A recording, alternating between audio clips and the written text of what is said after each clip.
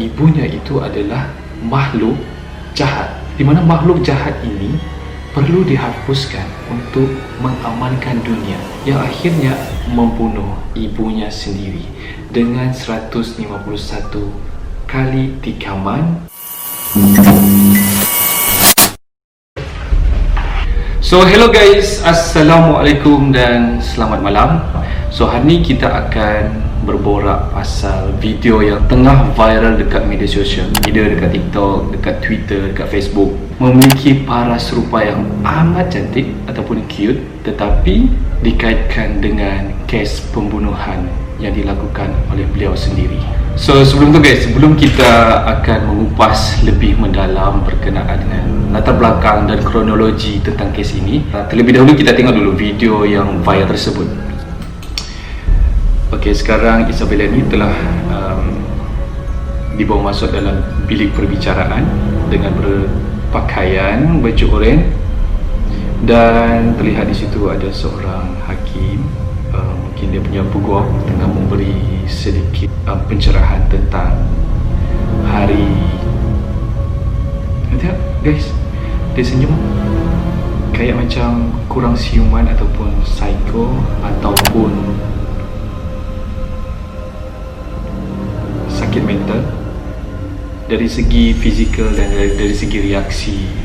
Okey, tengah duduk dan dia. So dekat dalam perbicaraan ni tak tahu siapa yang ambil video secara tersembunyi, dan lihat dari segi dia tengah pandang luar. Lepas tu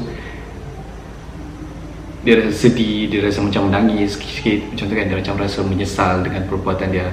Lepas tu dia secara tiba-tiba dia pandang dekat, menghala ke orang yang ambil kamera ni tau. Reaksi dia macam marah, lepas tu automatically bertukar jadi ceria. So dari sini korang boleh dapat menggambarkan dari segi fizikal si wanita yang dikatakan cantik ini. So okey, kita ketepikan video ini, kita mula.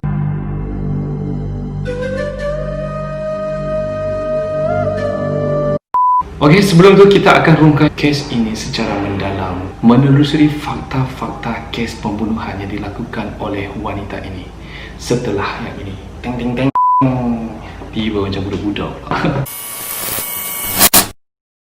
Okey, sebelum tu kita akan menelusuri secara terperinci di sebalik latar belakang siapakah gadis cantik ini, di sebalik senyuman yang manis dan menawan. Siapakah beliau?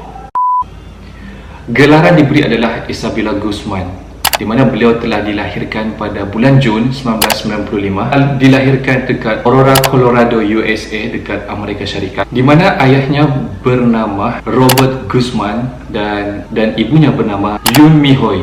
So pada awalnya kehidupan family mereka berjalan seperti biasa. Rumah tangga ini berlaku secara harmoni. Kehidupan mereka berlaku penuh dengan kasih sayang, sehinggalah pada tahap berlakunya krisis perceraian di antara pihak suami dan isteri. Mereka telah bercerai pada tahun 1999, di mana Isabella Guzman ketika itu berumur 4 tahun. Bayangkan, pada umur 4 tahun ibu bapanya telah berpisah, dan sedikit sebanyak dia telah mempengaruhi, mengganggu secara mental ataupun fizikal si Guzman ini. Dan setelah setahun daripada perceraian, si ibu kepada si Isabella Guzman ini telah berkahwin dengan Ryan Hoy pada tahun 2000. So start daripada pada tahun 2000 sehinggalah tahun 2013, itu adalah tempoh 13 tahun di mana Isabella tinggal bersama family baharu, iaitu Ryan Hoy yang merupakan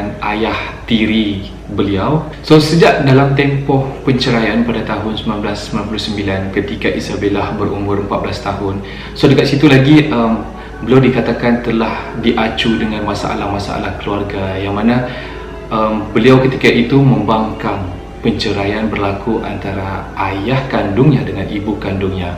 So apabila penceraian itu tak dapat dielakkan dan ibunya telah berkahwin dengan suami baharu iaitu Ryan Hoy pada tahun 2000. So start dari situ tingkah laku Isabella telah berubah daripada seorang kanak-kanak yang ceria, penyayang, bertukar menjadi agresif, keras kepala. Isabella Guzman berumur 7 tahun, ibunya, Yoon Min Ho ini cuba bertindak untuk menghantar semula Isabella Guzman ini kepada ayah kandungnya kerana tidak mampu lagi untuk menjaga Isabella Guzman ini disebabkan tingkah laku, perangai, behavior si Isabella Guzman ini menjadi bertindak secara di luar kelakuan anak-anak biasa ataupun kanak-kanak biasa. So, start daripada di situlah krisis antara si Isabella Guzman, si anak ini, dengan si ibu telah mengalami kerenggangan.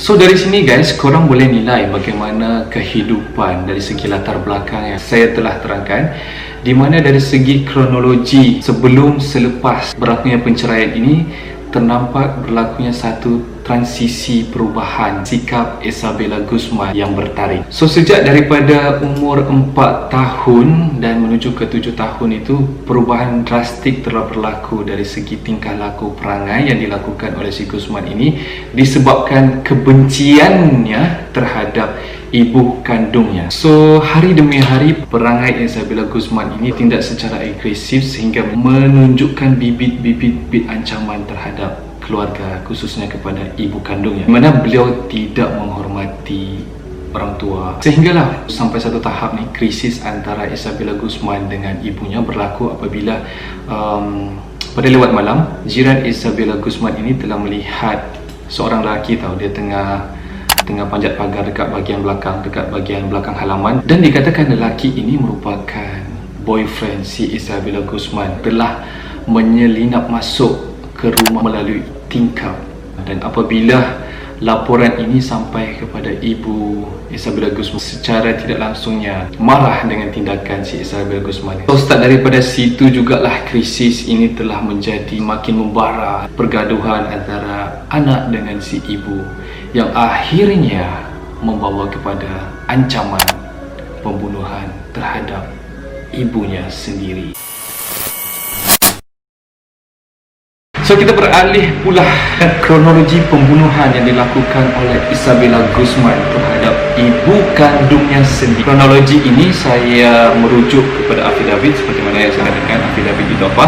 So dekat afidavit ini secara jelasnya menunjukkan secara detail. Dikatakan kronologi awal bermula pada 27 Ogos 2013, di mana start daripada 27 Ogos 2013. Ketika itu tingkah laku si Isabella Guzman ini telah berubah secara drastik menjadi anak yang liar, keras kepala, yang bertingkah secara agresif, yang dimana tindakan itu boleh, kata ibunya, boleh mengundang ancaman. Di mana pada 27 Ogos 2013 pada tarikh itu berlakunya pertengkaran hebat antara Isabella Guzman dengan ibunya yang akhirnya menyebabkan si Isabella Guzman ini melakukan tindakan menjerit dan bertindak meludah ke arah muka ibu kandungnya sendiri. Itu menunjukkan bagaimana bencinya Isabella Guzman ini terhadap ibu kandungnya sendiri. So pada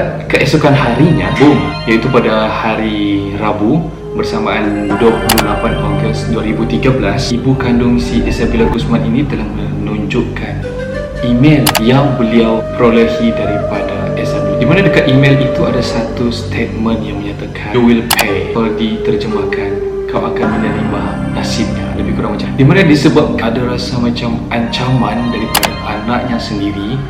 So beliau telah menelefon pihak polis untuk meninjau anaknya yang berada dekat rumah ketika. Setelah itu pihak polis ataupun officer polis pun sampailah ke rumah si Isabella untuk memberi nasihat terhadap Isabella Guzman. Dalam proses pertemuan antara polis dengan Isabella Guzman ini, pihak polis ini telah memberi nasihat secara berhemah kepada si Isabella Guzman, dan Isabella Guzman pun secara reaksinya pun menunduk angguk-angguk, yang macam reaksi yang tidak masalah.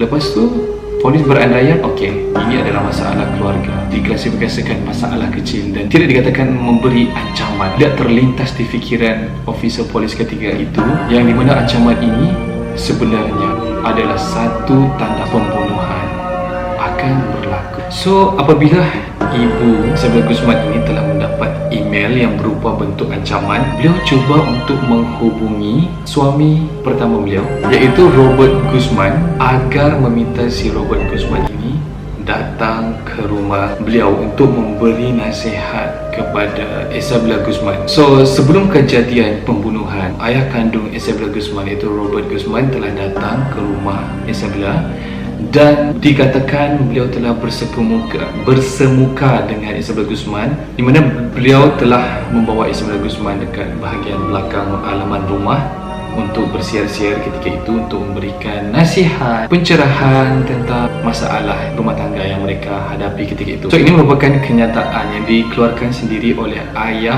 kandung Isabella Guzman. I went to talk to Isabella and we sat down in the backyard looking at the trees and the animal and started to talk to her about the respect that people should have for the parents. So, maksudnya mereka telah berbual dekat belakang halaman di mana mereka telah duduk melihat pepohon-pepohon, melihat binatang-binatang yang ayah kandungnya cuba memberi nasihat terhadap Isabella Guzman untuk respect terhadap parents beliau. So, itulah nasihat seorang ayah kepada anak sebelum beberapa jam berlakunya pembunuhan terhadap ibunya. Dan sampailah pada 9:30 malam apabila ibunya telah balik kerja. Dia setelah bawa bungkusan McDonald di mana hasil pesanan daripada suaminya suruh membeli McDonald untuk dinner ketika itu. So, ibunya ketika itu dia bertanya kepada suami, bersembang dengan suaminya. Dia mengatakan, sebenarnya kat mana sekarang? Dia duduk dekat bilik ke? Dia tak keluar ke? Macam lebih kurang macam tu lah. Mereka telah habis sembang. Si ibu kepada Isabella Guzman ni yang rasa macam penat daripada pulang kerja. Lepas tu beliau naiklah ke aras satu. Apabila dia telah naik ke atas, dia telah simpan barang semua, lepas tu mandi. Di mana start daripada situlah 3 minit kemudian tengah makan terdengar jeritan daripada atas, di mana jeritan itu memanggil nama Ryan Hoy. Jehovah, Jehovah, dia cakap Jehovah. Suara jeritan daripada kamar mandi tersebut. So, pada 10 malam, The Aurora Police Dispatch Center telah menerima panggilan 911 daripada alamat 264 South 5 Street, Aurora, Arapahoe Country, Colorado, di mana reporting party iaitu Ryan Hoy telah memberi keterangan terhadap 911 ini, mengatakan bahawa isterinya dan anak tirinya berada dekat dalam bedroom, dan di mana beliau mengatakan ternampak darah telah mengalir keluar daripada bedroom tersebut. Mengatakan bahawa beliau tak dapat membuka pintu tersebut kerana telah di-lock dari dalam tau. Di mana he believed that his wife had been injured. Darah pun semakin banyak mengalir keluar ketika itu. Di mana pihak polis ketika itu mengatakan bahawa sebenarnya pihak polis tadi petang pun telah datang dekat rumah tersebut untuk memberi nasihat kepada Isabella Guzman itu.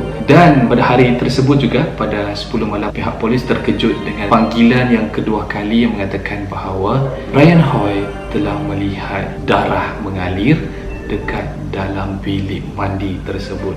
Si Roy ataupun suami kepada si Yumin Ho ni still under calling lagi, cuba untuk melaporkan secara langsung apakah situasi yang berlaku ketika itu.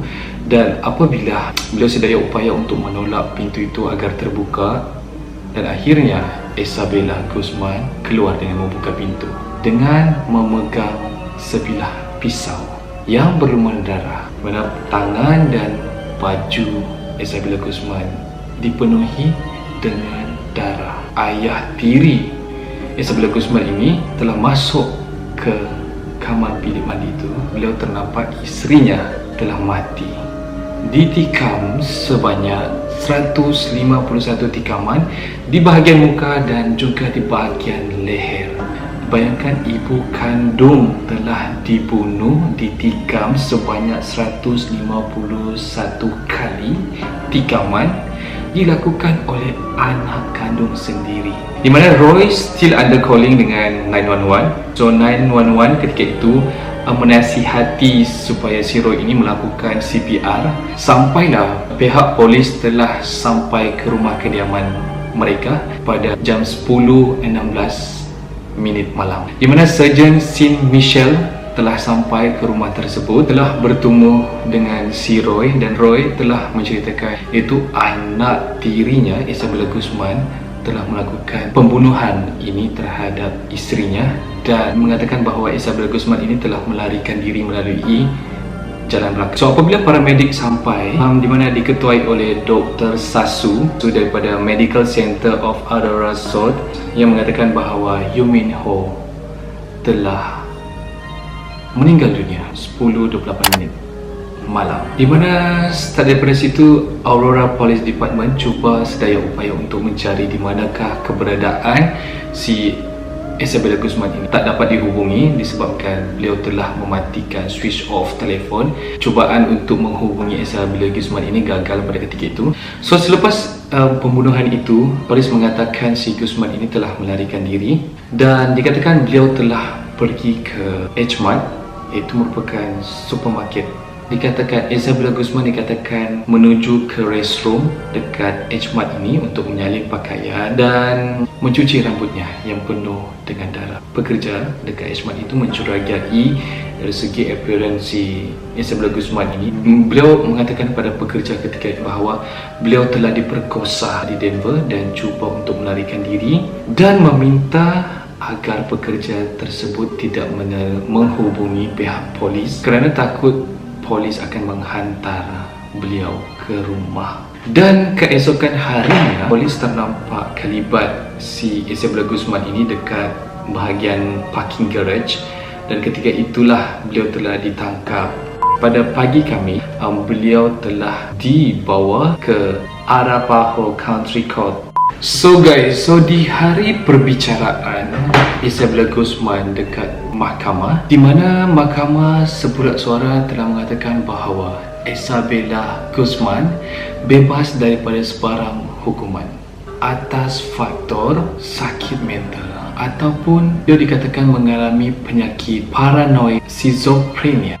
So guys, apakah yang dimaksudkan dengan penyakit paranoid schizophrenia ini? Didefinisikan sebagai sejenis kecelaruan otak seperti mana penyakit sawan nyanyuk lazimnya berlaku di kalangan orang yang baru masuk ke alam dewasa. Tanda ataupun gejala terdapat lihat daripada 3 aspek, di mana pertama adalah melibatkan gangguan pemikiran, gangguan persepsi dan gangguan tingkah laku. Di mana dari segi gangguan pemikiran ini, dia bermain dengan delusi tau. Delusi ini didefinisikan sebagai satu kepercayaan yang kuat tetapi palsu yang tidak dapat digugat oleh pendapat yang waras. Okey, saya bagi satu contoh. Orang yang telah berbuat jahat itu dipercayai fikiran dan kelakuannya dikawal oleh makhluk ataupun orang lain seperti jin, hantu. So tanda kedua yang kita boleh klasifikasikan beliau menghidap penyakit schizophrenia ini adalah dari segi gangguan persepsi, di mana gangguan persepsi ini dia akan menghadapi halusinasi. Ini secara konsepnya ia bermaksud sebagai persepsi yang salah terhadap halusinasi yang bermain dekat fikiran seseorang itu. Contohnya seorang ini telah mendengar suara-suara gaib yang telah bercakap kepadanya, tetapi orang lain tidak melihat siapakah beliau berkomunikasi dengan siapa ketika itu. So maksudnya hanya dia berhalusinasi tengah bertutur secara langsung dengan orang tersebut. So melalui penyakit schizophrenia ini, so tanda ataupun gejala itu gejala pemikiran yang disebabkan oleh delusi, gejala persepsi yang dimana tunjangi oleh mainan halusinasi ini. Ia dapat menggambarkan bagaimana penyakit ini yang bermain dekat pemikiran si Isabella Guzman ini, di mana doktor bersetuju bahawa si Isabella Guzman ini telah menghadapi penyakit paranoid schizophrenia ini, di mana beliau mengatakan bahawa she was staring into the space, having conversation with the people who are not present, and she was laughing at herself. So maksudnya si Isabella Guzman ini dia sering melihat ke arah angkasa, dia sering tertawa bersendirian. Ibaratnya dia telah berinteraksi dengan seseorang tetapi seseorang itu tidak wujud. So ini dapat menggambarkan bagaimana beliau secara jelas kita dapat klasifikasikan beliau ini telah menghidap penyakit paranoid schizophrenia dari segi gangguan pemikiran, delusi, dan beliau telah bermain dengan halusinasi beliau secara tersendiri yang menyebabkan beliau dikontrol ataupun dikawal oleh orang lain. Di mana kenyataan ini beliau sendiri kemukakan dekat court ketika itu. Beliau telah mengaku sendiri mengatakan bahawa ibunya dikatakan sebagai evil being, di mana harus dibunuh untuk mengamankan dunia. So bayangkan guys, Isabella Guzman telah membuat kenyataan mengatakan bahawa ibunya itu adalah makhluk jahat, di mana makhluk jahat ini perlu dihapuskan untuk mengamankan dunia. Itu secara jelas menunjukkan bagaimana Isabella Guzman ini telah berhadapan dengan gangguan persepsi ataupun secara khususnya halusinasi, di mana beliau telah dikawal makhluk halus ataupun makhluk jin berdasarkan kepada konsep ini yang secara 100%-nya mengawal tingkah laku dan pemikiran Isabella Guzman ini, yang akhirnya menyebabkan segala tindakan beliau itu adalah di luar tingkah laku beliau sebenarnya. Dan akhirnya beliau pun telah tempatkan di rumah sakit jiwa, dan sampai sekarang lagi kita tidak tahu secara spesifik di manakah keberadaan beliau. So dari sini guys, daripada kes yang viral dekat TikTok ini, kita dapat membuat satu conclusion ataupun kesimpulan bahawa masalah rumah tangga yang menjadi punca ataupun sebagai batu loncatan kepada tercetusnya kes pembunuhan ini, yang akhirnya membunuh ibunya sendiri dengan 151 kali tikaman dekat bahagian muka dan wajah. So guys, sekiranya anda mempunyai pandangan ataupun pendapat tersendiri terhadap kes ini, silakan tinggal komen dekat bawah. Dan selamat jumpa di konten yang seterusnya. Assalamualaikum. Bye bye.